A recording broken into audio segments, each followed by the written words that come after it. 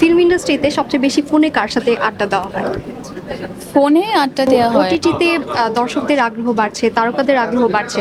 কি ভিন্নতা রয়েছে যার কারণে তারকাদের আগ্রহটা এটা বৃদ্ধি তো পাচ্ছে? অ্যাজ অ্যান অডিয়েন্স সবাই বুঝতে পারছে ভিন্নতা ভিন্নতা আসলে কোন জায়গাতে ডিফারেন্সটা আমরা কোন জায়গা থেকে পাচ্ছি সেটা অবশ্যই এতদিন ধরে টিভি নাটকে আমরা আমাদের সেরাটুকু দিয়ে আসলে কাজ করেছি এবং অল্প বাজেটে অল্প সময়ে সব স্বল্পতার মধ্যে দিয়েই আসলে আমাদের একটা কাজ করার সেই ইচ্ছেটা ছিল।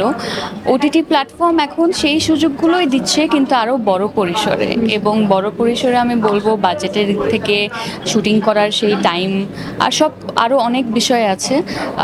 তো আমি মনে করছি আসলে আমাদের আরও মানে ওটিটি প্ল্যাটফর্ম দরকার, এবং আরও যত প্ল্যাটফর্ম হবে তত কম্পিটিশন বাড়বে এবং তত ভালো কাজ করার আগ্রহটা থাকবে সবার মধ্যে, কারণ চ্যালেঞ্জ তো থাকা উচিত, না হলে তো আসলে হয় না। আপু কি নিয়ে ব্যস্ততা কাটছে সামনে?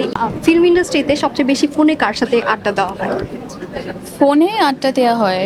বা মেসেঞ্জারে বা হোয়াটসঅ্যাপে? ফিল্ম ইন্ডাস্ট্রি বলতে মানে আমাদের বাংলাদেশের আর্টিস্টদের মধ্যে কার সাথে সবচেয়ে বেশি আসলে ফোনে কথা অনেকের বলা হয়? সাথেই কথা হয়, আর আমি এত খুব একটা ফোনে কথা বলার মতো বা টেক্সটিংয়ে কথা বলার পার্সন না।